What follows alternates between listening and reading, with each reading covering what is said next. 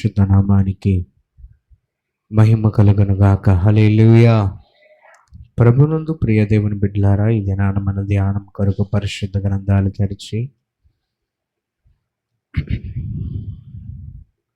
పరిశుద్ధ గ్రంథమైన బైబిల్లో నుండి న్యాయాధిపతుల గ్రంథం 17వ అధ్యాయం మొదటి వచనం నుండి చదువుకుందాం. న్యాయాధిపతుల గ్రంథం 17వ అధ్యాయం.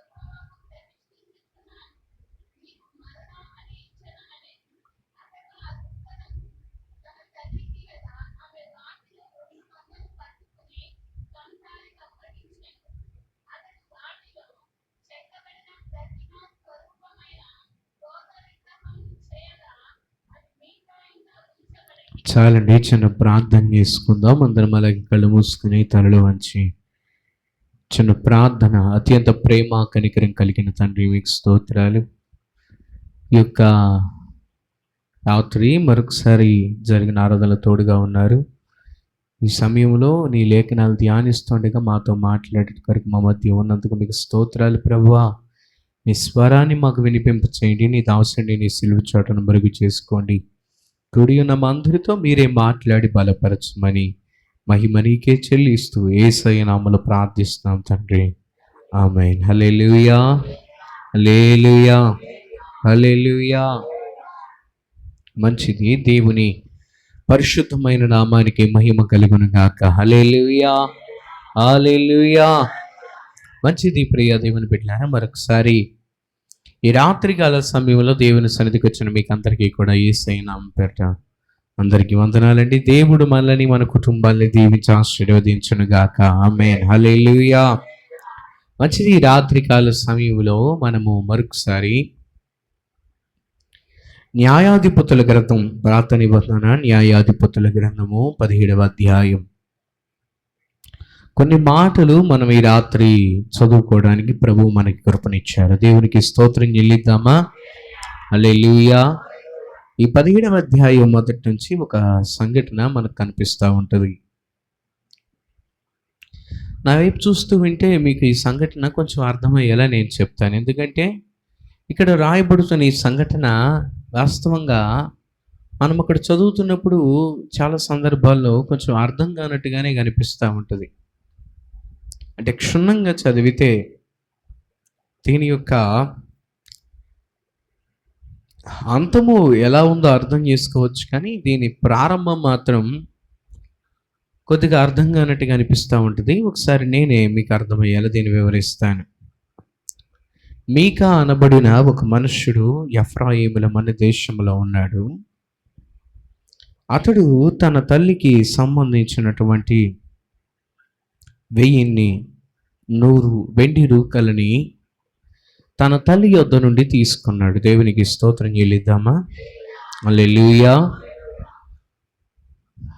తీసుకున్నాడు అనే మాట కంటే కూడా తెలియకుండా తీసుకున్నాడు. ఇంకోలా చెప్పాలంటే దొంగతనం చేశాడు. తన తల్లికి చెప్పలేదు. చెప్పకుండానే ఆవిడికి సంబంధించినటువంటి 100 వెండి రూకలని తన తల్లి యొద్ద నుండి అతడు తీసుకుంటాం జరిగింది.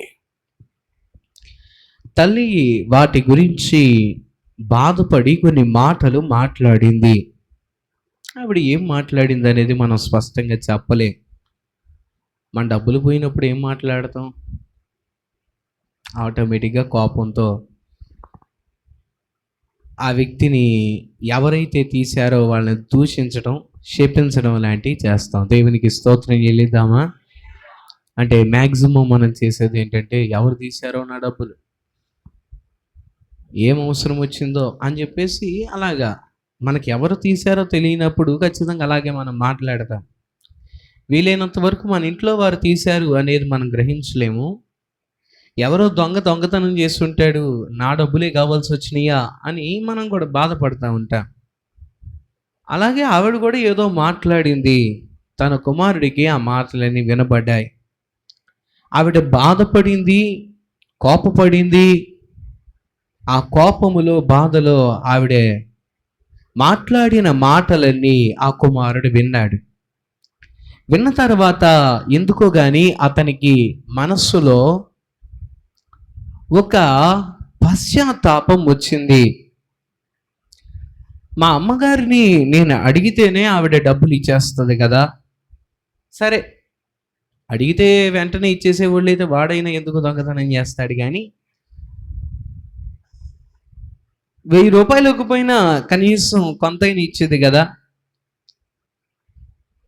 పోనీ నాకు 1000 కావాలి అంటే నేను ఎలాగోలా పంతం బొట్టు ఎలాగోలా డబ్బులు సంపాదించవచ్చు, కానీ నా తల్లిని ఇలా బాధ పెట్టడం సమంజసం కాదనుకున్నాడు. ఇది సరైన పని కాదు.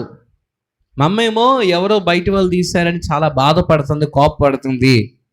డబ్బులు నేనే తీశాను, ఇది సరి అయిన విధానం కాదనుకుని అతను ఏం చేశాడంటే తన తప్పును బట్టి పశ్చాత్తాపడ్డాడు. ఎప్పుడైనా ఒక మాట గమనించండి, పశ్చాత్తాపం అనేది క్రియల్లో కనపడితేనే ఆ పశ్చాత్తాపం యొక్క అర్థము నెరవేరినట్టు. చాలామంది చాలా తప్పులు చేస్తారు. భూమిపైన నీతిమంతుడు ఎవరు లేరు, దేవుని వెతికేవారు సరిగ్గా గ్రహిస్తే ఈ భూమిపైన కనబడట్లేదు అని భక్తుడు మాట్లాడుతూ ఉంటాడు.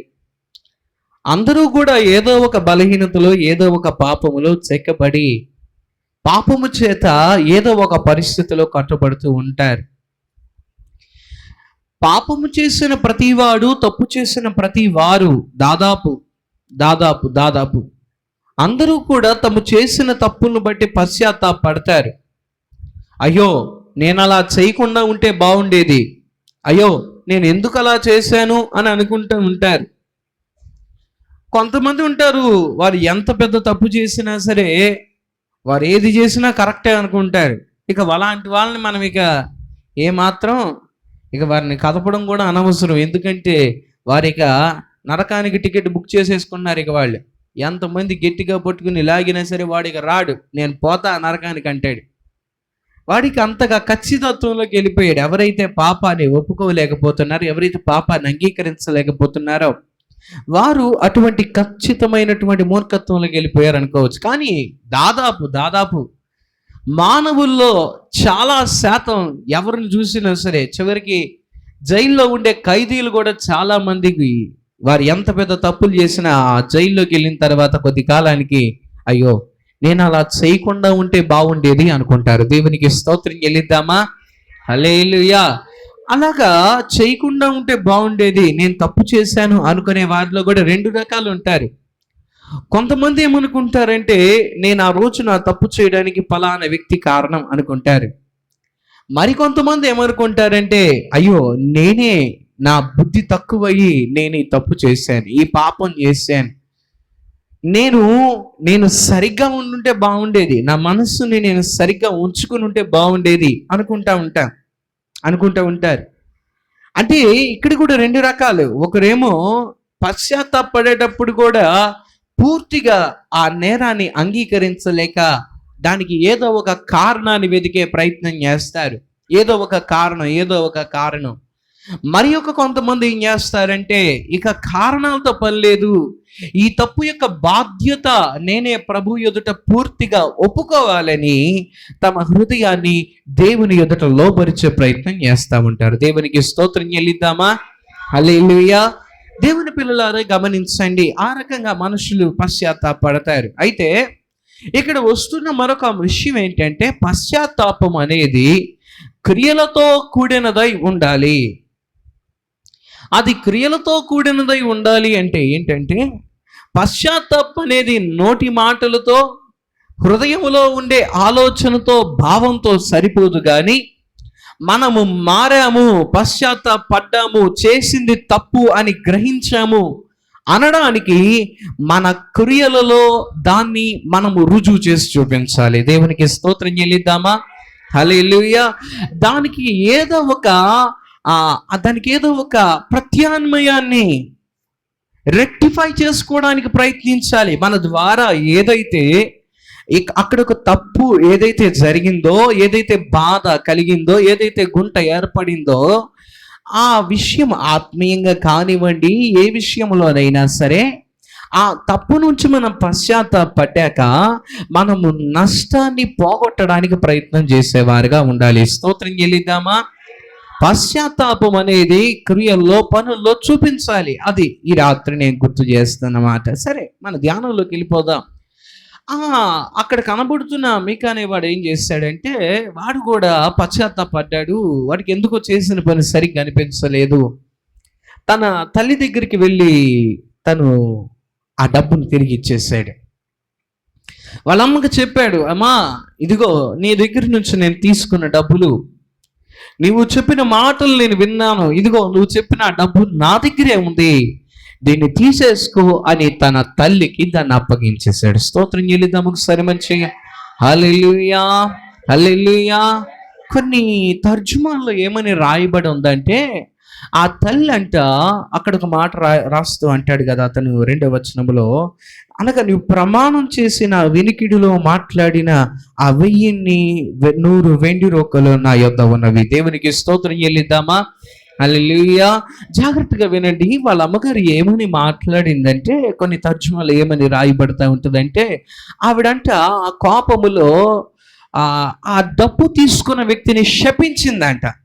ఏమండి, మీకు అర్థమవుతుంది కదా ఈజీగానే. ఏముంది, మన డబ్బులు పోయినాయండి, మనకు బాగా తెలుసు. ఆ ఫ్రిడ్జ్ మీద పెట్టాము, లేకపోతే బయట అక్కడ పెట్టాము, ఎక్కడో కుర్చీలో పెట్టాము, ఏదో ఫంక్షన్కి వెళ్ళి లేకపోతే టేబుల్ మీద ఎక్కడో పెట్టాము, ఆ డబ్బులు అక్కడ పెట్టాము, మన బ్యాగ్ అక్కడ ఉందని బాగా తెలుసు. డబ్బులు ఎవరో తీశారు, తీసిన వాళ్ళు మన చుట్టుపక్కల ఎక్కడో తిరుగుతున్నారని కూడా తెలుసు. ఎందుకంటే అక్కడ ఉన్న వాళ్ళే తీయాలి. అప్పుడు మనం ఏం చేస్తాం కోపంతో, అమ్మో నా డబ్బులు ఎవరు తీశారో, ఆడి కాళ్ళు ఇరిగిపోను, ఆడి చేతులు పడిపోను, ఏడుస్తూ ఉంటారు కదా. అలాగే ఆవిడ కూడా ఏదో చేసింది, సంథింగ్ అలాంటి ఒక కర్స ఆవిడ ఏదో ఉపయోగించింది. ఆవిడ అలాగే ఆ డబ్బు తీసిన వ్యక్తిని శపించింది అని చూడగలుగుతాం.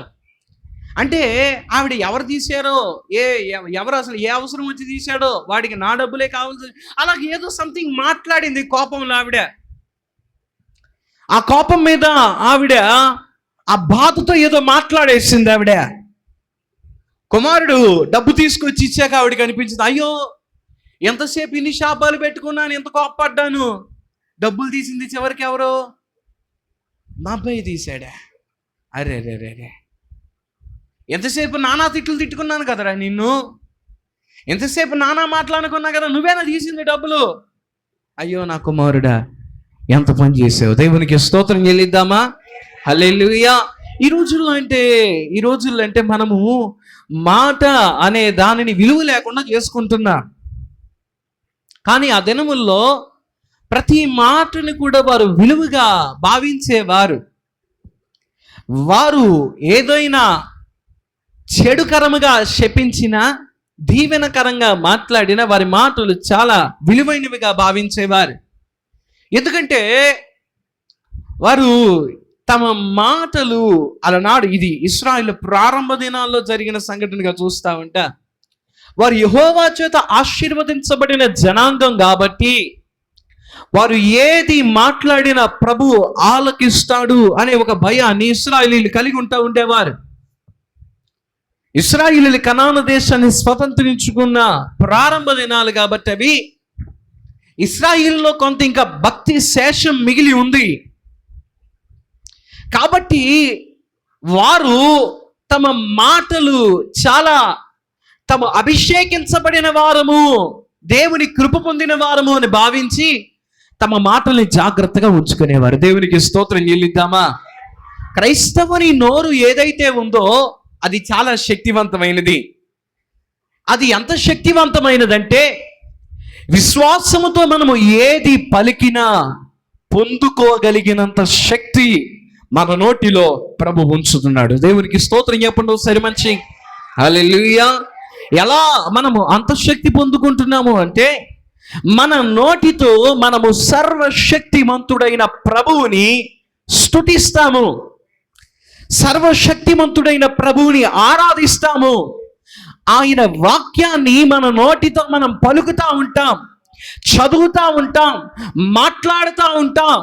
ఆ దేవుని పేరు కూడా మన నోటితో పలకగలిగిన కృప ప్రభువు మనకిచ్చాడు. దేవునికి స్తోత్రం చెల్లిద్దామా? హల్లెలూయా.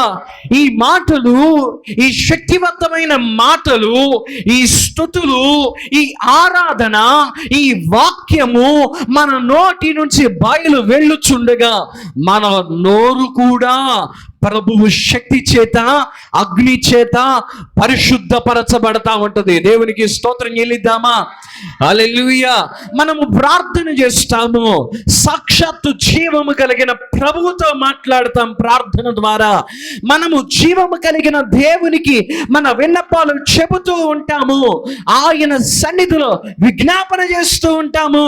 తద్వారా ఏమైందంటే మన నోరు పరిశుద్ధపరచబడింది. ఒక తుప్పు పట్టిన ఒక ఇనప పైపును తీసుకోండి, తుప్పు పట్టిన ఇనప పైపును తీసుకోండి. ఆ తుప్పు పట్టిన ఇనప పైపును తీసుకుని దాన్ని ఒక మంట దగ్గర ఉంచండి. మంట ఆ పైపు ద్వారా బయటికి వచ్చేటప్పుడు ఆ మంట ఏం చేస్తుందంటే ఆ పైపును కూడా కాల్చడం మొదలు పెట్టదు. ఇది వెంటనే జరగకపోవచ్చు, కానీ ఆ పైపు ఎప్పుడైతే కాలి కాలి కాలి కాలి ఎర్రటి నిప్పు కణుములాగా కాల్చబడతదో ఆ పైపు వెంటనే ఎర్రగా నిప్పు కణములా మార్చబడిన తరువాత ఆ పైపులో ఒక మార్పు మొదలైంది. అదేంటంటే ఆ పైప్ మీద ఉన్నటువంటి ఆ చెడు, ఆ తుప్పు ఏదైతే ఉందో అదంతా కూడా అగ్ని చేత కాలిపోయి కరిగిపోవడం మొదలైంది. దేవునికి స్తోత్రం చెల్లిద్దామా? హల్లెలూయా. ఆ పైప్ ఏదైతే ఉందో అది ప్యూరిఫై అవ్వడం మొదలు పెడుతుంది. అది కాల్చబడే కొద్దీ దానిలో ఉన్న ప్రతి విధమైనటువంటి ఆ మలినమంతా పోతది.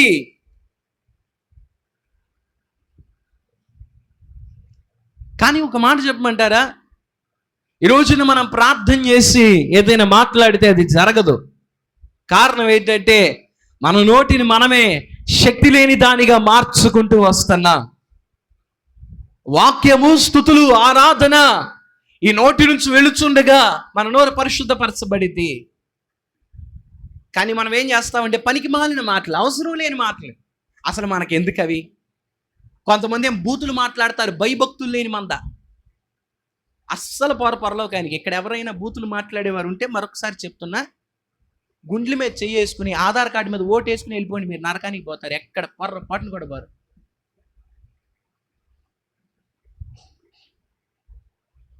క్రైస్తవుల్లో వింటున్నాను ఈ మధ్య కాలంలో మరి దారుణం. నా చెవులతో వింటున్నాను కొంతమంది క్రైస్తవులు మాట్లాడేటప్పుడు నోటితో పలకడానికి కూడా అసభ్యకరమైన బూతులవి. ఇంట్లో వాళ్ళని లేదు, బయట వాళ్ళని లేదు. ఒక మాట చెప్పంటారా? ఒక్కోసారి ఆ తండ్రి తను తానే తిట్టుకుంటాడు, ఆ తల్లి తను తానే తిట్టుకుంటుంది, పిల్లవాడి మీద పెట్టి తను తానే తిట్టుకున్నట్టు ఉంటుంది ఆ బూతుల మాటలు. పనికి మాలిన మాటలు మాట్లాడే, అంత అసహ్యకరమైన అసభ్యకరమైన మాటలు మాట్లాడే నీ నోరు ఎలా శక్తి ఉంటుంది?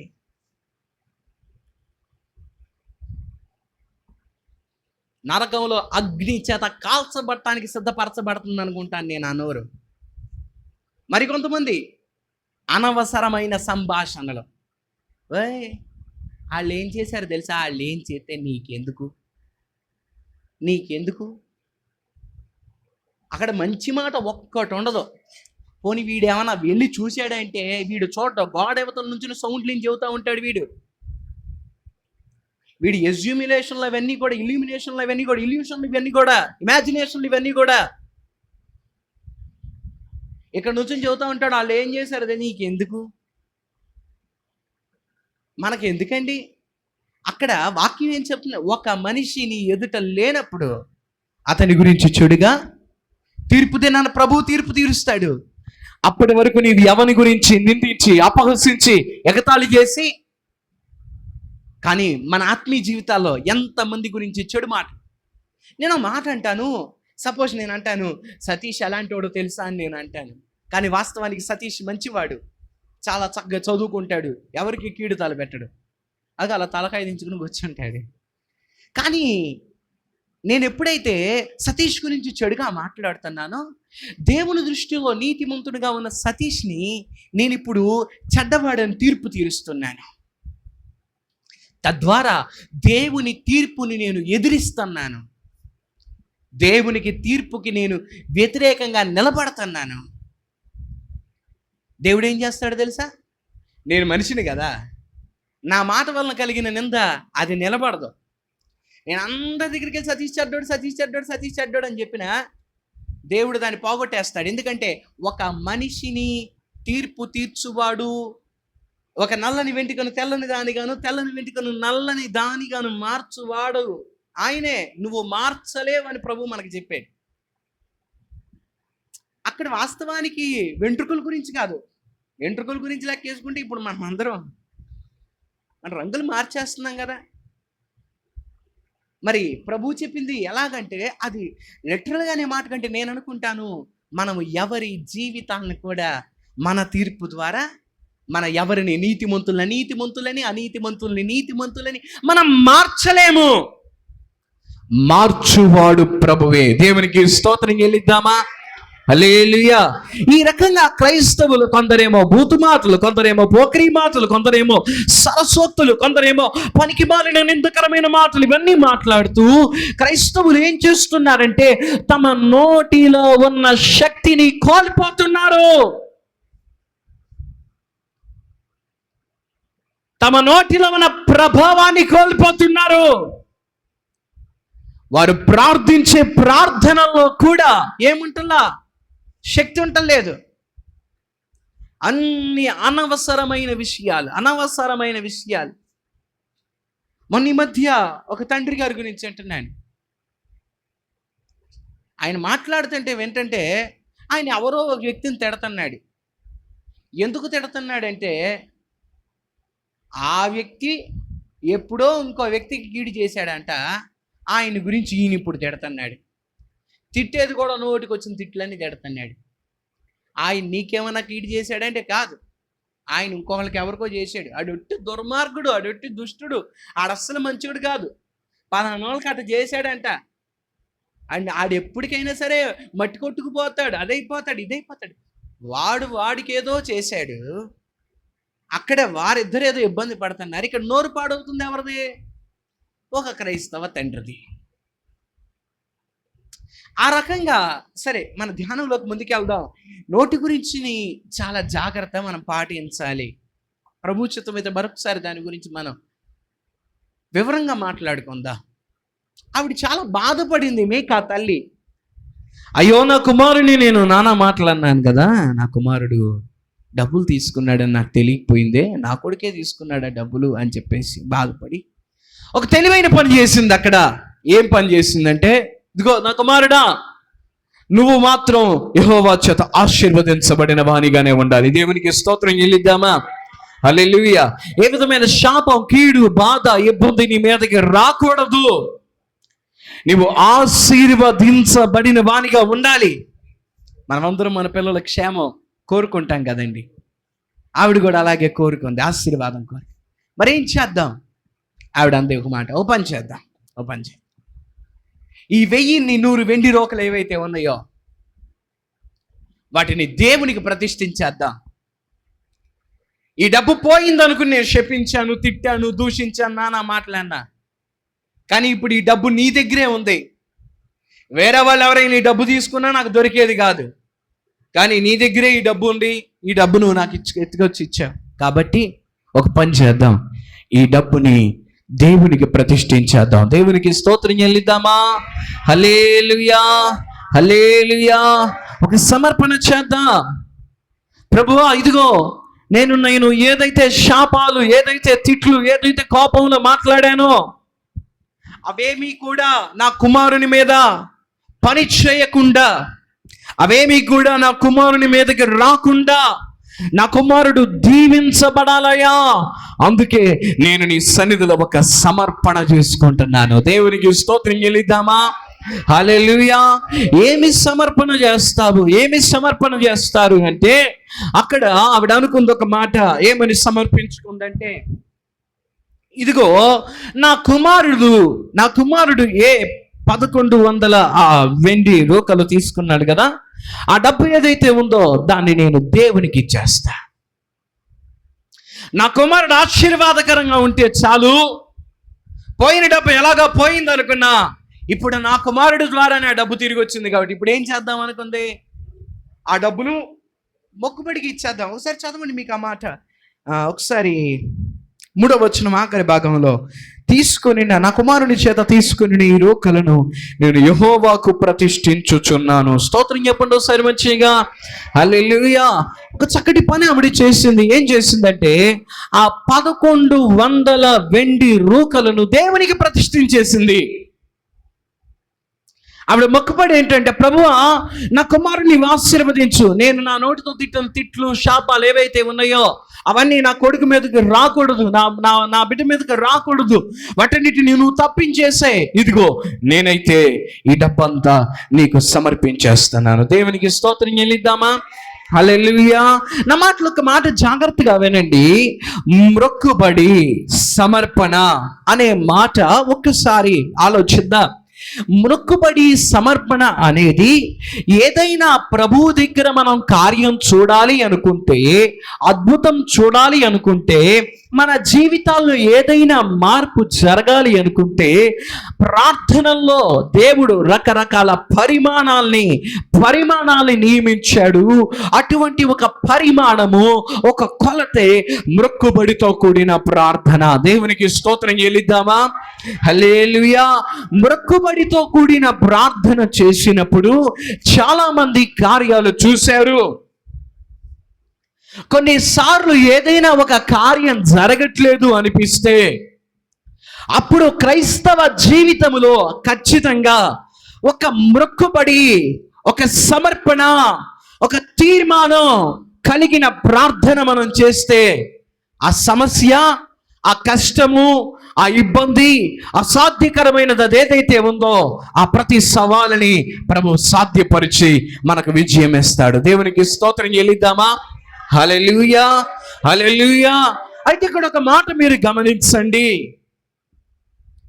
మొక్కుబడి అనే మాట నేను అనగానే మీలో చాలా మందికి వచ్చే మొక్కుబడులు ఏంటంటే 100 రూపాయలు, 500 రూపాయలు, 110 + 5 + రూపాయి, లేకపోతే 100 + 10 + 3 2 బిళ్ళలు, లేకపోతే 1000 + 100 + 10 + 6 రూపాయలు. హలో, ఒక్క మాట, డబ్బులతో ఎప్పటికీ దేవుణ్ణి కొనలేం. సమర్పణలు, మొక్కుబడులు చాలా ఉన్నాయి. డబ్బులతో సమర్పణ చేసేది అది వాటిలో ఒక భాగమే, కానీ డబ్బులతో కూడిన సమర్పణ కాదు. అర్థమవుతుందన్నమాట. చాలామంది విశ్వాసులు ఏం చేస్తారంటే, విశ్వాసులే కాదు అన్యజనుల్లో కూడా ఉన్న ఒక చిన్నపాటి ఆలోచన చాలాసార్లు చూస్తూ ఉంటా. దేవుడు కార్యం చేస్తే ఒక 500 రూపాయలు, దేవుడు కార్యం చేస్తే ఒక 1000 రూపాయలు ప్లస్ పప్పు చిల్లర. సమర్పణ, మొక్కుబడి చాలా రకాలు ఉన్నాయి. ఆత్మీయ సమర్పణలు ఉన్నాయి, శరీరాన్ని త్యాగం చేసే సమర్పణలు ఉన్నాయి, మనస్సుని అర్పించే సమర్పణలు ఉన్నాయి. వాటిలోనే నీకు ఉన్న ఐశ్వర్యాన్ని అర్పించే సమర్పణలు ఉన్నాయి. ఆత్మీయ సమర్పణలు ఉన్నాయి, నీ శరీరాన్ని అర్పించే సమర్పణలు ఉన్నాయి, నీ మనస్సుని అర్పించే సమర్పణలు ఉన్నాయి. వాటిలోనే ఒక భాగం నీకు ఉన్న ఐశ్వర్యం అర్పించే సమర్పణ. వీటిలో శక్తివంతమైనవి ఏవి అంటే నేను పైన 3 చెప్తాను.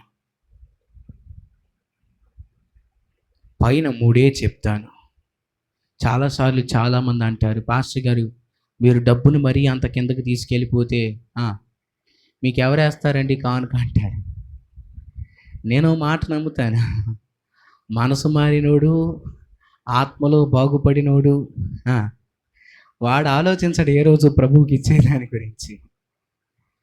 అందుకనే మార్చవలసిన దాన్ని ముందు మారిస్తే తర్వాత ఏ రోజు కూడా సేవకుని యొక్క అవసరము సంఘం ఎదుట పెట్టబడకుండానే వివేచించగలిగిన సంఘాన్ని సేవకుడు కనగలుగుతాడు. దేవునికి స్తోత్రం చెల్లిద్దామా?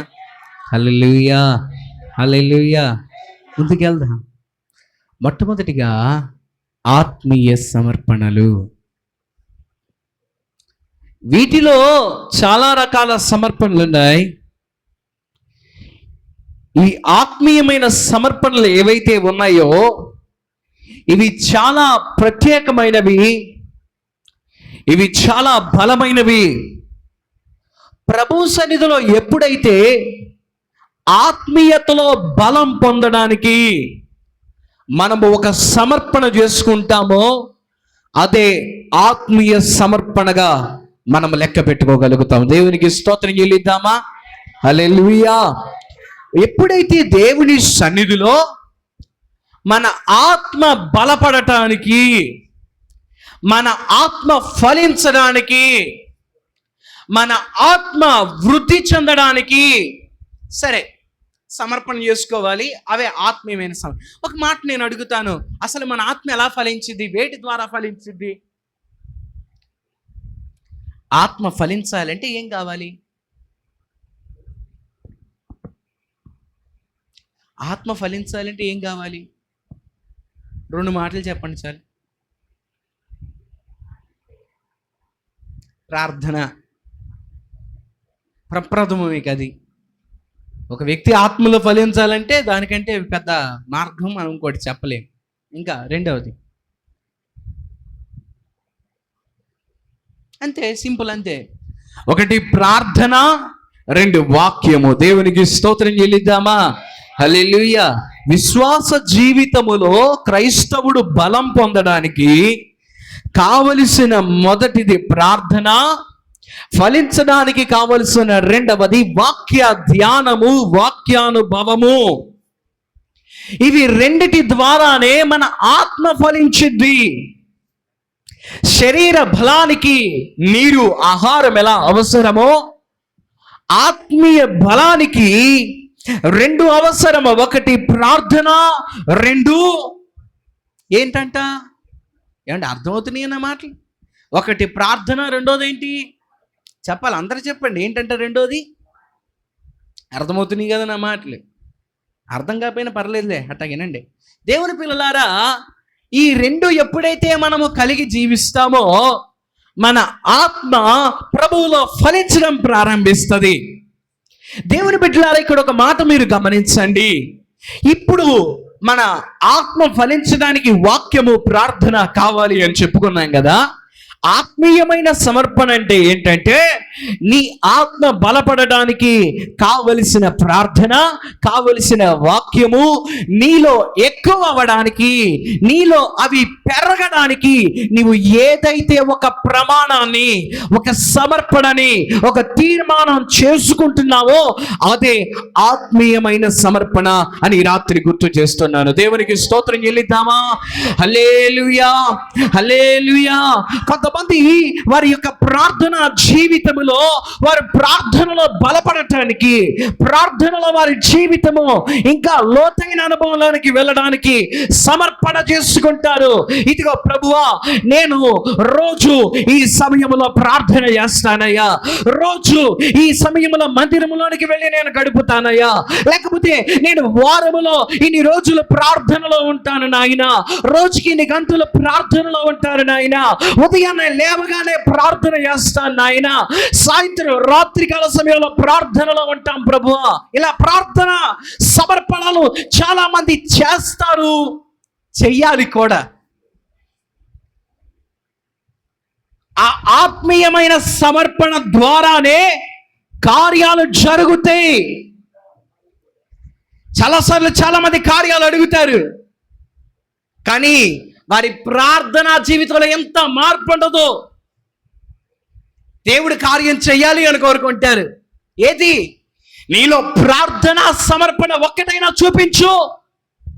నీ వ్యక్తిగత జీవితంలో కావచ్చు, నీ కుటుంబంలో కావచ్చు, నీవు మార్చిన ఒక తీర్మానాన్ని చూపించు.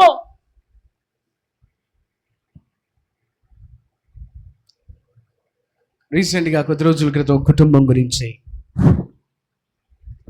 ప్రార్థన చేస్తూ ఉండగా ప్రభువును ఒక చిన్న విషయాన్ని మాట్లాడారు. ఆ కుటుంబాన్ని ప్రభు ఆశీర్వదించడానికి ఇష్టపడుతున్నారని ప్రభు మాట్లాడారు.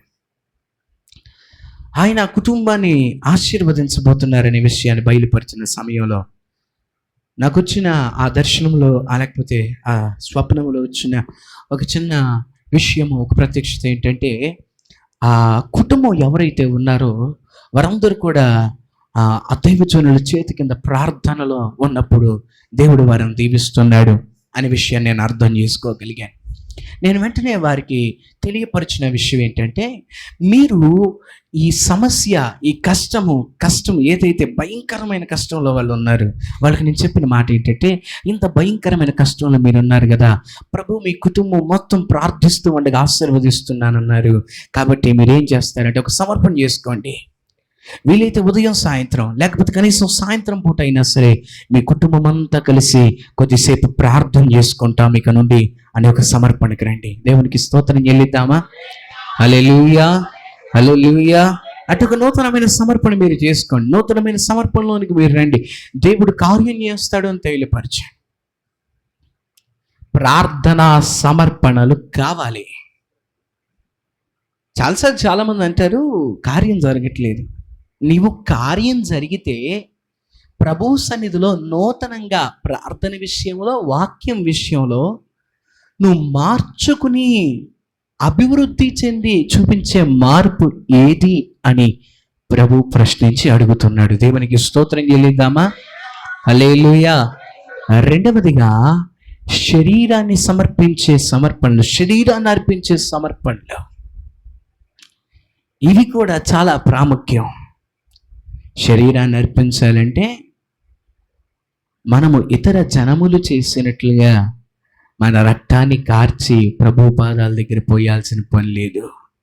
కానీ శరీరాన్ని అర్పించడానికి కొన్ని సమర్పణలు ఉన్నాయి బైబిల్లో, కొన్ని ప్రార్థనా విధానాలు ఉన్నాయి బైబిల్లో. వాటిల్లో కొన్ని జ్ఞాపకం చేస్తాను నేను. అవేంటంటే, ఒకటి మోకాళ్ళ ప్రార్థన, మరొకటి ఉపవాస ప్రార్థన, మరొకటి చేతులెత్తి ప్రభు వైపు చూస్తూ చేసే ప్రార్థన. ఇలాగా ప్రభు సన్నిధిలో శరీరాన్ని నలగగొడుతూ చేసే ప్రార్థనలు కొన్ని ఉన్నాయి. ఇటు అర్పణలోనికి మనము వచ్చి సమర్పించుకున్నప్పుడు దేవుని కార్యాలు చూస్తాం, దేవుని కృప పొందుతాం మనం. మరికొన్ని సమర్పణలు ఉన్నాయి, మనస్సుని అర్పించే సమర్పణలు. మనస్సుని అర్పించే సమర్పణలు ఏంటి? ఆ సమర్పణలు అంటే మన మనస్సుకు కొన్ని ఇష్టమైనవి ఉంటాయి, వాటిని ప్రభు కోసం అర్పించేయాలి. మన మనస్సు చంపబడే విధంగా ఆ సమర్పణలు కొన్ని ఉండొచ్చు. మన మనస్సు అర్పించబడాలి. మన మనస్సు ప్రభు పాదాల దగ్గర అర్పించబడాలి. దేవునికి స్తోత్రం చెల్లిద్దామా? హల్లెలూయా, హల్లెలూయా. మన ఇష్టాలను చంపుకునే సమర్పణలు అవి. మన ఇష్టాలని పక్కన పెట్టేసే సమర్పణలు అవి.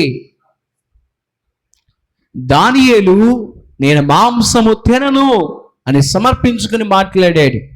కారణం మాంసం తినకూడదని కాదు, ఆ మాంసం అపవిత్రమైన దాని దగ్గర నుంచి వస్తుంది. వెంటనే అనుకున్నాడు, ఇదిగో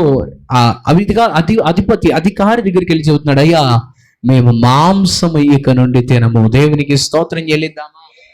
హల్లెలూయా. విశ్వాస జీవితంలో ఒక మాట గమనించండి, అక్కడ దానియేలు పవిత్రంగా పరిశుద్ధంగా బ్రతకడం కోసం ఆ మాంసము అనే దాన్ని ఏదైతే ఉందో తన మనస్సు నుంచి దాన్ని తొలగించేశాడు, దాన్ని పక్కన పెట్టేశాడు.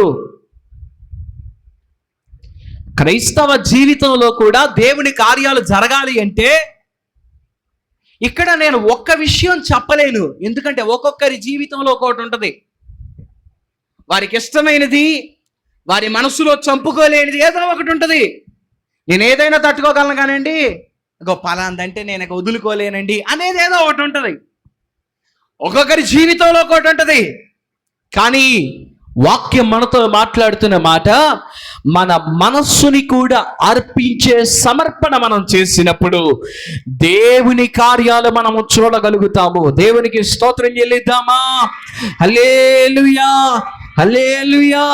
ప్రార్థన, వాక్య ధ్యానంతో కూడిన ఆత్మీయ సమర్పణలు ఉండాలి, శరీరాన్ని నలగగొట్టే సమర్పణలు ఉండాలి, మన మనస్సుని నిగ్రహించుకునే సమర్పణలు కూడా ఉండాలి. ప్రభు సన్నిధిలో అలాంటి సమర్పణలు చేసినప్పుడే దేవుడి కార్యాల్ని మన కన్నుల ఎదుట మనం చూడగలుగుతాం. వీటన్నిటితో పాటు ఒక భాగం ఏంటంటే నీకున్న ఐశ్వర్యం. ఐశ్వర్యం, నేను మాట అంటాను, ఐశ్వర్యాన్ని సమర్పించేటప్పుడు డబ్బు ఒకటే కాదు, మనకున్న ప్రతి దానిలో నుండి కార్యం జరిగినప్పుడు ప్రభువుకి అర్పణ తీసుకురావాలి. అర్థమయ్యేటట్లు చెప్పమంటారా? నీకున్న పశు సంపద, వాటిలో నుండి ప్రభువుకి సమర్పించబడిన వాటిని మందిరానికి తీసుకురావాలి. ఇంకా లోతుకు వెళ్ళి చెప్పాలంటే నీ పొలములో పండుతున్న ఆ ధాన్యము ఏదైతే ఉందో దాని విషయమై నువ్వు ప్రార్థన చేసేటప్పుడు ఆ ధాన్యంలో నుండి ఒక సమర్పణ తీసుకురావడానికి ఇష్టపడాలి. ఇంకా లోతుకు వెళ్ళి చెప్పాలంటే నీకున్న ఆస్తి పాస్తులు ప్రభువు సన్నిధిలో అవి స్థిరపరచబడినట్లుగా ప్రార్థన చేసేటప్పుడు అవసరమైతే ప్రభువు కోసం ఒక స్థలాన్ని ఇచ్చేయడానికైనా మనము సిద్ధపడిన వారమై ఉండాలి. ఎంతసేపు ఆ 1000 రూపాయలకి 5 పట్టుకొస్తే కార్యాలు జరుగుతాయి అని కాదు. సమర్పణ చెయ్యాలి నా ఐశ్వర్యంలో నుంచి అనుకుంటే ఆ రకంగా ముందుకు రావాలి. ఐశ్వర్యం అనే మాట వస్తే నేను ఒక్క మాట చెప్తాను. నీ బిడ్డలను కూడా నువ్వు ప్రభు కోసం సమర్పించగలగాలి. నీకున్న సంతానంలో నుండి, నీ బిడ్డల్లో నుండి, నీ కడుపును పుట్టిన అన్నిటికంటే శ్రేష్టమైన ఐశ్వర్యమైన నీ కన్న బిడ్డల్లో నుంచి అందరూ ఉద్యోగాలు చేయాలి పాస్టర్ గారు, నా పిల్లలందరూ పెద్ద పెద్దోళ్ళు అయిపోవాలి, ఓకే. కానీ నీ బిడ్డల్లో నుంచి ప్రభు కోసం కష్టపడటానికి కూడా సమర్పించగలగాలి. ఐశ్వర్య సమర్పణలు అంటే అవి అలాడు అపోస్తుల కాలంలో చేశారు. వాళ్ళు ఆ సమర్పణలు తమ భూములు ఎత్తుకొచ్చి ప్రభు పాదాల దగ్గర పెట్టారు.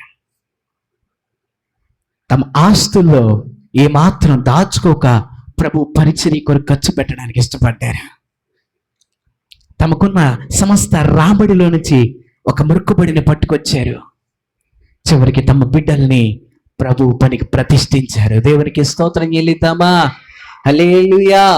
కష్టకరమైన సేవ చేయడానికి ఈ రోజుల్లో కొత్త సేవా విధానం మొదలైపోయింది. పిల్లల్ని సేవకు సమర్పించరు. వీళ్ళు ఒక 20 సంవత్సరాలు మందిరానికి వస్తారు. మందిరంలో వీళ్ళు కొంచెం బలపడతారు.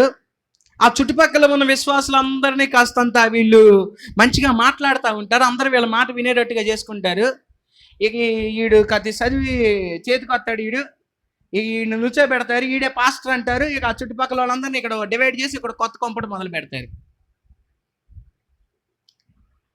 నీ పిల్లలని నమ్మకంగా హతసాక్షి అయినా పర్వాలేదు, నా బిడ్డ ప్రభు పని చేయాలి అని అన్యజనుల మధ్యకి, నశించుతున్న వారి మధ్యకి అర్పించి పంపించగలగాలి. నువ్విచ్చే మొక్కుబడిలో అదొక శ్రేష్టమైన మొక్కుబడి. దేవునికి స్తోత్రం చెల్లిద్దామా? హల్లెలూయా, హల్లెలూయా. కొంతమంది జీవితాలు చూసినప్పుడు నాకు ఆశ్చర్యం, సంతోషం అనిపిస్తుంది. వారికి మొదటి పుట్టిన బిడ్డ ఎవరైతే ఉంటారో వారిని తీసుకొచ్చి మగ బిడ్డ అయినా ఆడబిడ్డ అయినా పాస్టర్ గారి చేతిలో పెట్టాయా, ఇదిగో మొదట పుట్టిన బిడ్డ, ఈ బిడ్డ ఎప్పటికైనా నీ పనిలోనే, దేవుని పనిలో, పరిచర్యలో ఉండాలి. దేవునికి స్తోత్రం చెల్లిద్దామా? హల్లెలూయా, హల్లెలూయా. సరే, మేము పాస్టర్ గారు మరి మా పిల్లల్ని సమర్పించుకోలేదండి సేవకి చిన్నప్పుడంటే, పర్వాలేదు, ఇప్పటికైనా ప్రార్థన చేయండి. ప్రభువా నీ చిత్తమైతే చిన్నప్పుడంటే మనం సమర్పించగలం. ఇప్పుడు మనం సమర్పిస్తే వాడు వెళ్ళడు కదా పరిచర్యకి. కానీ ఇప్పుడు మనలో ఆశ ఉంటే ఇప్పటికైనా ప్రభువా నా కుమారుడితో మాట్లాడు, నా కుమార్తెతో మాట్లాడు, వాళ్ళు నీ పని చెయ్యాలి, నీ పరిచర్య చెయ్యాలి అని నాకు ఆశగా ఉందయ్యా. దయచేసి నీ పని కోసం వాళ్ళని పిలుచుకో ప్రభువా అని ప్రార్థన చేయి. నీ ప్రార్థన ప్రభువు ఆలకించిన క్షణమున దేవుడు ఎప్పటికైనా నీ కుటుంబంలో సేవకులని లేవనెత్తుతాడు. దేవునికి స్తోత్రం చెల్లిద్దామా? హల్లెలూయా. పరిచర్యకి సమర్పించేటప్పుడు మరొక మాట నేను చెబుతాను. ఎప్పటికైనా మా అబ్బాయి పెద్ద పాస్టర్ గారు అయిపోతాడు, మా అమ్మాయి పెద్ద పాస్టర్ గారు అయిపోతే 100 మంది వచ్చేస్తారు, అయ్యగారు అని వెనక తిరుగుతారు. వారిని చూసి మేము చాలా సంతోషపడతాం. మా అబ్బాయి పెద్ద పెద్ద స్టేజీల మీద కారులో తిరుగుతాడు. అది కాదు, నా కుమారుడు, నా కుమార్తె దేవుని కొరకు విశేషమైన జనాంగాన్ని సంపాదించగలుగుతాడు అనే నిరీక్షణతో అప్పగించుకోండి. అది యథార్థమైన సమర్పణ, అది ఒక ఖచ్చితత్వమైన తీర్మానం. నా జీవితంలో నేను ఎప్పుడు కదా ఆశపడతా ఉంటాను. ఏదో ప్రభు పనికి వచ్చేసే కదా, అందరికంటే నేను ఏదో పెద్ద ఎరగదీసి ఎక్కువ చేసేసాను కాబట్టి వాళ్ళందరికంటే 2 కార్లు ఎక్కువ, 2 బిల్డింగ్లు ఎక్కువ, నాకేం అవసరం లేదు. ప్రభు నీ పని, ఎలాగో వచ్చాను, ఈ జీవితం సమస్తం నీ చేతికి అప్పగించా. ఇక వాడబడేది జీవితంలో ఉన్న 0.5 ఎనర్జీ వరకు, 0.00001% ఎనర్జీ వరకు ప్రతిదీ కూడా నీ పనిలో వాడబడించాలి.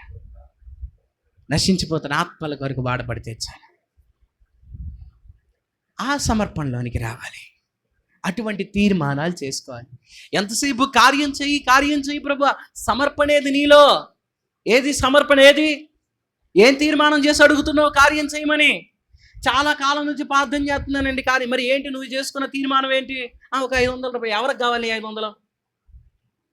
ఎవరికి కావాలి 500, 1000 రూపాయలు? అవసరంలా. నీ మనసు నువ్వు ప్రభువుకి, నీ కుటుంబంలో, నీ జీవితంలో శ్రేష్టమైన ఆత్మీయమైన సమర్పణ ఒకటి చేసుకో. నువ్వు ఇచ్చే 1 కోటి రూపాయల కంటే ఎక్కువ అది. చేసుకునే సమర్పణ దగ్గర కూడా చాలామంది ఏం చేస్తారో తెలుసా? కర్ర ఎరగకూడదు, నొప్పి తగలకూడదు. అయ్యి బాబాయ్ చాలా జాగ్రత్తగా. దేవుడు తన గుప్పిలి పిప్పి కుమ్మరిస్తున్నాడు మన పైన కృప. గుప్పిలి పిప్పి కుమ్మరిస్తున్నాడు మన పైన చాలా జాగ్రత్తగా. అమ్మో గంట సేపు చేయగలనా ప్రభా? అరగంట నుంచి గంట మధ్యలో చేస్తా. దొంగ ప్రార్థన నీది. చేయి. నీకు సమయం కుదరకపోయినా గంట సేపు చేస్తానని సమర్పణ చేయి. తీరుబడి చేసుకుంటాను ప్రభువా, తెగించిన వాళ్ళ ముందుకి తీరుబడి చేసుకుంటా, సమర్పించుకున్నాను కాబట్టి ఎలాగైనా చేస్తాను ప్రభు. 1/2 గంట నుంచి అరగంట మధ్యలో, రోజు 1/2 గంట నుంచి అరగంట అని చేయి, లేకపోతే 30 గంట అని చేయి, గంట సేపు అని చేయి. ఎంతసేపు సేఫ్ జోన్ చూసుకుని ప్రార్థన చేయడం కాదు, కంఫర్ట్ లైన్ పెట్టుకుని ప్రార్థన చేయడం కాదు. నీ కంఫర్ట్ దాటి బయటికి రా. దేవుని కార్యాలు నువ్వు చూస్తావు. దేవునికి స్తోత్రం చెల్లిద్దామా? హల్లెలూయా, హల్లెలూయా.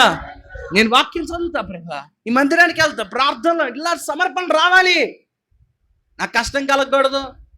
డబ్బులతో ప్రభు కృపను కొనియాలి. ఎప్పటికీ వాళ్ళని ప్రభు కృపనే. ఆయన మనసుని మెప్పిస్తేనే కార్యాలు చూస్తాం. దేవునికి స్తోత్రం చెల్లిద్దామా? హల్లెలూయా. పోనీ ఐశ్వర్యములో నుండి ఇద్దాం అనుకుంటున్నావా? నీ ఐశ్వర్యము, నీ కుటుంబము, నీ సంతానములో శ్రేష్టమైన వాటిని ప్రభు కొరకు అర్పించాలి. అది తీర్మానం అంటే. ఐశ్వర్య సమర్పణలు తప్పని నేను అన్నాను. బైబిల్ గ్రంథంలో హన్నా అనబడిన స్త్రీ ఉంది. ఎంత గొప్ప సమర్పణ అండి. లేక పిల్లల కోసం తాతాలాడిపోతుంది, ఏడుస్తుందంట, పిచ్చిదానిలో ఏడుస్తుందంట. ఎంత బాధపడుతుందో ఆలోచించండి, ఎంత కడుపులో ఎంత కోత అనిపిస్తుందో ఆలోచించండి.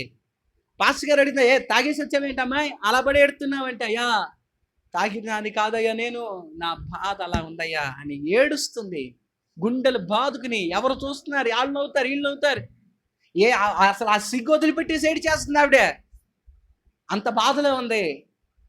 దైవజనుడు అన్నారమ్మా, నీకు ప్రభు బిడ్డను ఇస్తాడంటే ఆవిడ అంది, అయ్యా ఒకవేళ నాకు బిడ్డ అంటూ ఇస్తే పుట్టిన ఒక్కగానొక్క బిడ్డని పాలు మానిపించగానే తీసుకొచ్చి మందిరంలో పెట్టి వెళ్ళిపోయింది. పసిపిల్లడు 1-2 సంవత్సరాలు కూడా ఉండవేమో. స్కూల్లోనే 4 సంవత్సరాలకి జాయిన్ చేస్తారు. పరిచర్యకి పంపించాలంటే ఇంకా మనం చాలా పొడిగించవచ్చు. కానీ ఆవిడ ఏం చేసిందంట, పాలు మానిపించాక 1-2 సంవత్సరాలు ఉంటాయేమో వాడిని తీసుకొచ్చి మందిరంలో పెట్టి, మళ్ళీ రోజు ఇంటికి రాగానే సాయంత్రం అయ్యేసరికి పొద్దునంతా పాస్టర్ గారి దగ్గర ఉండి సాయంత్రం జాతకి ఇంటికి వచ్చి పొద్దున్న వెళ్తే కానీ అంతేం కాదు, అదేం కుదరదు. సంవత్సరానికి ఒకసారి వస్తానయ్యా, నా కొడుకుని చూసుకుని వెళ్తానా, వాడికి బట్టలు ఏమైనా కుట్టుకొచ్చుకుంటానని తన చేతులతో బట్టలు కుట్టుకుని సంవత్సరానికి ఒకసారి వచ్చి పాస్టర్ గారి దగ్గర ఉన్న కొడుకుని పిలిచి ఆ రోజంతా వాడితో గడిపి సాయంత్రానికి బట్టలు ఇచ్చి జాగ్రత్త నాన్న అని వెళ్ళిపోయేది. సంవత్సరం దాకా మళ్ళీ వచ్చేది కాదు కొడుకు దగ్గరికి. లేక లేక లేక లేక ఏడ్చి కన్న కొడుకు వాడు. ఆ మాట అంటున్నా నేను, వేరేలా అనుకోకండి. ఆ తల్లి ఎంత ప్రేమో, కానీ ప్రభువుకి అలా అర్పించి వెళ్ళిపోయింది. అది కంఫర్ట్ జోన్ వదిలి బయటికి రావడం అంటే. మన సేఫ్ జోన్ వదిలిపెట్టి మనం బయటికి రాము, కానీ దేవుడే రావాలనుకుంటాం. మార్పు కలగపడం ఏమన్నా ఇక్కడ ఏమన్నా అద్భుతాలు ఏమన్నా అట్లా చేయాలనుకుంటే అబ్బో ఈ పాటికి కళ్ళు మూసుకొని చీకటని చాలామందికి చెప్పేవాళ్ళు. అది కాదు ఇక్కడ విషయం. ప్రభువు కొరకు సంఘాన్ని సంపాదించాలి. ఇక్కడ ఊరికే మట్టి అమ్ముకునే పొట్టలు అమ్ముకునే బతికేసే పరిచర్య కాదు ఇది. అలా మారాలంటే మనలో యథార్థమైన సమర్పణ రావాలి. స్తోత్రం చెల్లిద్దామా? అసలైన మాట ఒక మాట చెప్పి ముగిస్తా. బాధాకరమైన విషయం ఏంటంటే, సమర్పణ చేసుకున్నారు, బాగానే ఉంది. ఒకసారి చదవండి 4వ వచనం. అతడు ఆ రోకలను తల్లికిగా ఆమె వాటిలో 200 పట్టుకొని కంసాలికి అప్పగించింది. అతడు వాటితో చెక్కబడిన ప్రతిమా స్వరూపమైన పోత విగ్రహమును చేయగా అది మేక ఎంట ఉంచబడింది. స్తోత్రం చెప్పండి ఒకసారి మంచిగా. 2 చేతులు ఎత్తి స్తోత్రం చెబుదాం ఒకసారి. హల్లెలూయా. ఆఖరి మాట జాగ్రత్తగా వినండి, త్వరగానే ముగిస్తా. 1100 వెండి నాణేల్ని సమర్పించుకుంది తన కుమారుడి పక్షాన. కుమారుడు వాటిని తల్లికి ఇచ్చాడు, సమర్పించుకుంది. మరి ఏమనుకుందో ఏమో, అన్నీ ఎత్తుకెళ్ళి గుడిలో ఇచ్చేస్తే పాస్టర్ గారి జేబంతా బాగా లావ్ అయిపోద్ది అనుకుందో ఏమో. ఆవిడ చేసిన పిచ్చి పని ఏంటో తెలుసా? 1100 నాణేలు సమర్పించుకుని వాటిలో 200 సైడ్ చేసేసింది. సైడ్ చేయడం అంటే దొంగతనానికి కాదు, సమర్పడే మొక్కుబడే. ఈ 200 నాణేలు ఏం చేసిందంటే తీసుకెళ్ళి ఒక బొమ్మ చేయించింది. అర్థమవుతుందండి ఏం చేయించిందట? ఒక పోత విగ్రహం చేయించింది. ఎత్తడిదో వెండిదో ఏదో చేయించి, బంగారందే అనుకుంటే చేయించి ఆ విగ్రహాన్ని తెచ్చి ఇంట్లో పెట్టింది. యేసు ప్రభు పటం అని చెప్పి. దేవునికి స్తోత్రం చెప్పండి ఒకసారి మంచి. హల్లెలూయా, హల్లెలూయా, హల్లెలూయా. ఆవిడ ఉద్దేశం ఏంటంటే 1100 నాణేలు దేవునికి ప్రతిష్ఠించాను, ఈ 1100 నాణేలు దేవుని కోసమే వాడాలి. కాబట్టి ఈ 1100 పాస్టర్ గారికి ఇవ్వడం ఎందుకు, దీంట్లో 200 తీసుకెళ్ళి ఏం చేసింది? అననీయ సపీరాల బ్యాచ్ కాదు ఈవిడే, ఇది 2వ బ్యాచ్. ఇది గ్రూప్ బి. ఇది ఏం చేసిందంటే ఒక బొమ్మ చేయించింది, దానికి యేసు పటం అని చెప్పి తీసుకొచ్చి ఏం చేసింది?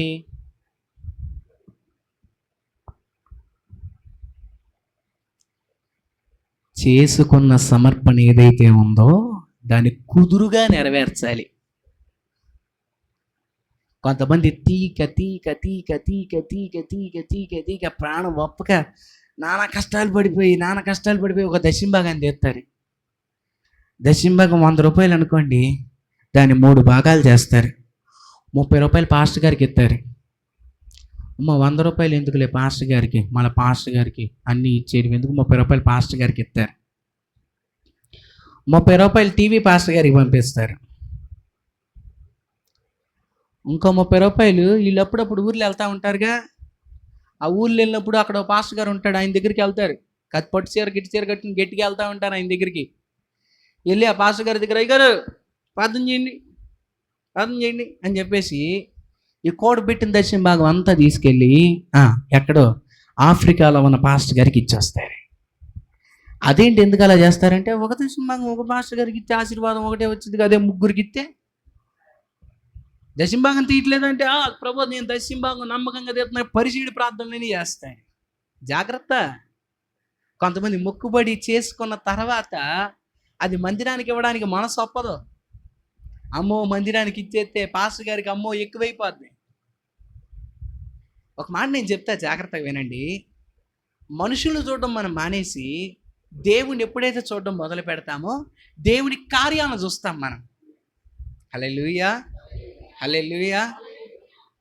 నేను సపోజ్ ఒక సతీష్ నాకు దశం భాగాన్ని ఇచ్చాడు. నేను ఆ దశం భాగాన్ని తీసుకున్న తర్వాత నేను ఎలా వాడతాననేది అది నాకు దేవునికి మధ్య ఉండే విషయం. సతీష్ ఇప్పుడు దశం భాగం ఇస్తున్నాడంటే తను కట్టబడి ఉన్న సంఘాన్ని ప్రేమించి దానికి లోబడి, కట్టడకు లోబడి వచ్చి నాకు దశం భాగాన్ని ఇచ్చి ప్రార్థన చేయించుకుంటున్నాడు.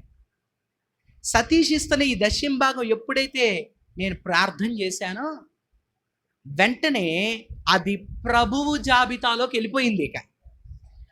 అది ప్రభువు జాబితాలోకి వెళ్ళిపోయింది. ఇక ఆ తర్వాత పాస్టర్ గారికి నేను ఏం చేశాననేది అది తర్వాత విషయం. నేను దాన్ని మంచి కోసం వాడితే ప్రభువు నన్ను ఇంకా ఆశీర్వదిస్తాడు. నేను దాన్ని మంచిగా వాడకపోతే ప్రభువు నన్ను 2 దెబ్బలు వేస్తాడు. అది ప్రభువుకి నాకు మధ్య ఉండే విషయం. కానీ సతీషు ఆయనే తీర్పు తీర్చే స్థాయిలోకి వెళ్ళిపోయి డ్యాన్సులు వేసాడు అనుకోండి, ఆయనకి పడతాయి చీపురు పులతో దెబ్బలు. అందుకనే సమర్పణ చేసేటప్పుడు జాగ్రత్తగా చెయ్యాలి. చేసిన తర్వాత దాన్ని నెరవేర్చేటప్పుడు కూడా చేసింది చేసినట్టుగా నెరవేర్చాలి. కొద్ది రోజుల క్రితం ఒక మాట విన్నాను నేను. జఫన్యా శాస్త్రి గారు మాట్లాడుతా, ఆయన శిష్యుల్లో ఒక శిష్యులంట ఒక రోజున ప్రార్థన చేసుకుంటే మరి ఆయనకి ఏమైనా ఉపవాస ప్రార్థనలో, ఇప్పుడు సపోజ్ మనకి ఉపవాసం ఉన్నప్పుడు మామూలుగా అయితే ఏం తినబుద్ధి కాకపోయినా ఉపవాసం ఉండగానే అన్ని కూరలు గుర్తొచ్చేస్తాయి కదా. ఆయనకి అలాగే ఏమైనా శోధన వచ్చిందేమో. ఒకరోజు ప్రార్థనలో ఉండగా ఒక సమర్పణకు వచ్చాడు ఆయన. ప్రభు నువ్వు కార్యం చేస్తే ఇక నుంచి నాకు ఇష్టమైన చికెన్ కూర నేను తిన్ను అన్నాడంట. సమర్పణ చేసుకున్నాడు. నేను ఇక నుంచి చికెన్ తింటాం మానేస్తాను అని సమర్పణ చేసుకున్నాడు. ఆశ్చర్యం ఏంటంటే ఆ కార్యం జరిగింది. ఆ వ్యక్తి చికెన్ తింటాం మానేశారు ఆయన. కానీ ఏదైనా మానేయగలం, కానీ చివరికి కూరగాయల్లో కొన్ని అయినా మానేయొచ్చు, కానీ అది మాత్రం ఎక్కడికి వెళ్ళినా ఇందులేడు అందులేడు అన్నట్టు ఉంటుంది. అది ఏ భోజనాలకు వెళ్ళినా సరే ఈ మధ్య కొత్త ఫ్యాషన్ ట్రెండ్ ఒకటి మొదలైంది.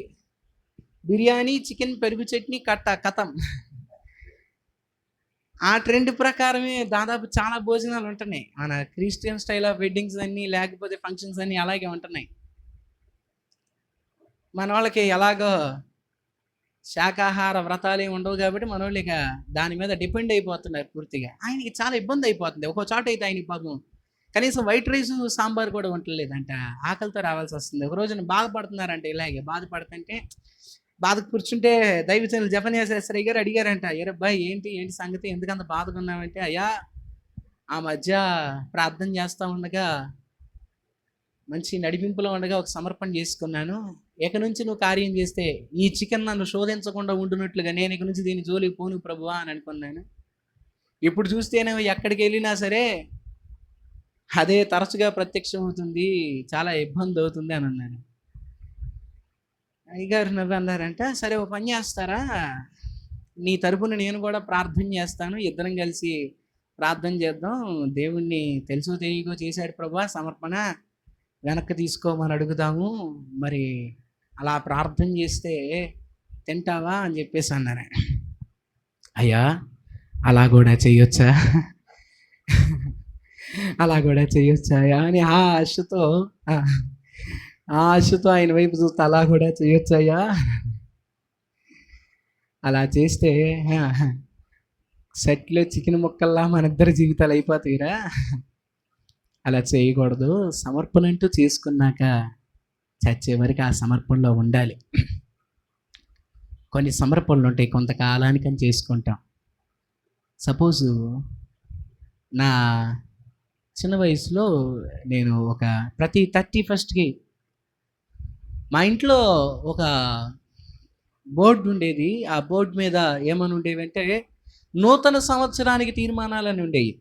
దాదాపు నా 11వ సంవత్సరమో 10వ సంవత్సరం నుంచో నాకు గుర్తులేదు. నాకు దాదాపు ఊహ తెలిసినప్పుడు ఆ బోర్డు చదివిన కాడి నుంచి ప్రభు నా మనసులో, ఎవరూ చెప్పలేదు కానీ నా మనసులో అనిపించింది, నూతన సంవత్సరానికి ఒక తీర్మానం చేసుకోవాలి కాబోలని. ఆ బోర్డు పైన ఉన్న తీర్మానాల్లో నాకు ఏది ఈజీగా అనిపిస్తే అది చేసుకునేవాడిని.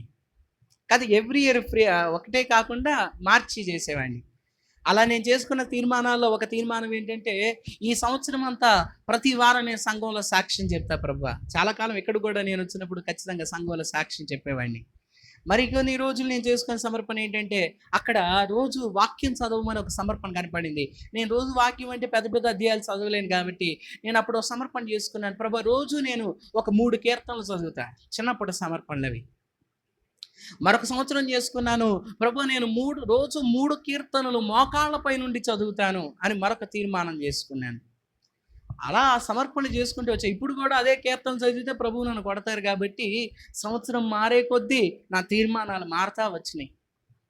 తీర్మానం ఏదైతే చేసుకున్నామో, సమర్పణ ఏదైతే చేసుకున్నామో దాని మీద నిలబడటం ప్రాముఖ్యం. అది నేను చెప్పాలనుకుంటుంది.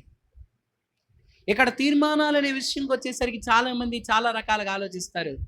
నీ రక్షణ తీర్మానం ఒకటి ఉంది, అదన్నిటికంటే శ్రేష్టమైంది. ఈ రోజుల్లో మనం చాలామంది దాన్ని మర్చిపోతున్నాం. చావైనా బ్రతుకైనా ప్రాణం పెట్టాల్సి వచ్చిన నేను ప్రభు కోసమే జీవిస్తా, ప్రభు కోసమే బ్రతుకుతా. దేవుడు ఎప్పుడైనా మన హృదయాన్ని తెరిచినప్పుడు వెంటనే మోకాళ్ళేసి ప్రార్థన చేస్తాం, ప్రభువా ఇక్కడి నుంచి నమ్మకంగా ఉంటా. ఎన్నాళ్ళు నిలబెట్టుకుంటున్నావు నీ సమర్పణ? ఎన్నాళ్ళు నిలబెట్టుకుంటున్నావు నీ తీర్మానం? డబ్బు గురించి ఇందాక ఒక మాట మాట్లాడే సంఘంగా మీకు ఒక చిన్న క్లారిఫికేషన్ ఇస్తానికి చెప్తాను. మనం ఏదైతే మొక్కుబడిగా డబ్బు అనుకుంటున్నామో, లేకపోతే ఏదైతే అనుకుంటున్నా అది ప్రభువుకి ఇవ్వాలంతే. మరి పేదలకు సహాయం చేయాలిగా పాస్టర్ గారు, అవసరంలో ఉన్న సేవ చేయాలి. మందిరంలో కానుక ఇవ్వడమే కాదు, పేదవారికి సహాయపడాలి, అవసరంలో ఉన్న వారికి సహాయపడాలి మనం. కానీ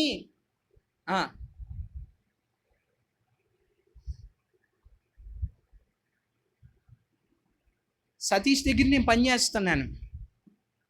సతీష్ నాకు నెలకు 10,000 జీతం ఇస్తాడు. ఒకరోజు అన్నాను, నేను మేస్త్రి గారు ఇద్దరం పనిచేస్తున్నాం సతీష్ దగ్గరే. ఒకరోజు సతీష్ని పిలిచి అన్నాము, ఎంత కష్టపడి పనిచేస్తున్నాక మమ్మల్ని ఎక్కడైనా బయటికి తీసుకెళ్ళొచ్చుగా అన్నాం. అంటే ఆ నెల ఏం చేశాడంటే మమ్మల్ని ఇద్దరిని ఎగ్జిబిషన్కి తీసుకెళ్ళాడు సతీష్. ఎగ్జిబిషన్కి తీసుకెళ్ళి మొత్తం తిప్పాడు. మీకు కావాల్సింది ఏనండి, మీకు కావాల్సింది కోరుకున్నది ఎక్కండి, మీకు అసలు ఏ తిరుగులేదు డోకాలేదు, తిరిగేసేయండి అన్నాడు. మేము ఇక ఊరికే వచ్చిందంటే అది ఒకటైతే టికెట్ కొని వదిలేసాం. ఎందుకు కట్టేసి సతీషేగా, మరి బాగా సంపాదిస్తున్నాడు ఈ మధ్య అని చెప్పేసి బాగా ఎక్కువగానే అన్నిట్లో టికెట్లు కొనేసా. తర్వాత నెల 10వ తారీఖున జీతం తీసుకోవడానికి వెళ్తే 2,000 చేతిలో పెట్టి, ఏంటి సతీష్ అంటే ఎగ్జిబిషన్లో ఇద్దరి మీద కలిపి 20,000 అయినాయి అన్నాడు. నేను ఇంకా మీ మీద జాలిపడి 2,000 ఇస్తున్నాను అన్నాడు. మా జీతం తీసుకుని మాకు ఖర్చు పెట్టి ఈ వ్యాపారాలన్నీ చేసుకుంటూ కూర్చుంటే అది ఎలా లెక్క అవుతుంది? సంతోషంగా పనివారం తీసుకెళ్ళాలి అనుకున్నప్పుడు తన సొంత డబ్బులతో తీసుకెళ్ళాలి. ఎక్కువ డబ్బులు లేకపోతే అబ్బాయి నా దగ్గర డబ్బులు తక్కువ ఉన్నాయి, తల 200 ఇస్తాను, ఖర్చు పెట్టుకోండి జాగ్రత్తగా, మీకు ఎక్స్ట్రా ఏమైనా కావాలంటే మీ జేబులో డబ్బులు వాడుకోండి అని ముందే చెప్పాలి. అక్కడ తీసుకెళ్ళా మొత్తం మీ ఇష్టం అని చెప్పేసి ఆఖరికి వచ్చి మా జేబుకి చిల్లి పెడితే ఊరుకుంటామా? సంఘం నేర్చుకోవాల్సిన ఒక మాట ఏంటంటే, నాకు ఆశ ఉంటుంది, నేను ప్రభువుకి నేను ఇవ్వవలసిన బాధ్యతతో కూడిన భాగం కంటే అవసరంలో ఉన్న సేవకులు కానివ్వండి, ఎవరైనా అవసరంలో ఉన్న వారికి సహాయపడాలి అనే ఒక ఆశ నాకు ఉంటుంది. దానికి నేనేం చేశానో తెలుసా? దీని వాటాలు వేయలేదు. నేను ప్రభువుకి ఇవ్వాల్సిన భాగం ఇవ్వవలసిన దైవజనులకి ఇచ్చి ప్రార్థన చేయించుకొని ఎక్స్ట్రా నాకున్న 90 రూపాయలు ఉన్నాయి చూసారా, వాటిల్లో నుంచి నేను ఎవరికైతే సహాయపడాలనుకున్నానో వారి కొరకు నేను ఖర్చు పెట్టి కష్టపడతా. అంతేగాని దీన్ని భాగాలు వేయడం కాదు. ఇది దశం భాగం ఒక్కదాని విషయమే కాదు. మొక్కుబడి ఏదైనా, తీర్మానం ఏదైనా, సమర్పణ ఏదైనా మన ఐశ్వర్యములో నుండి చేసేది, అది చేసినట్టుగా మందిరానికి రావాలి.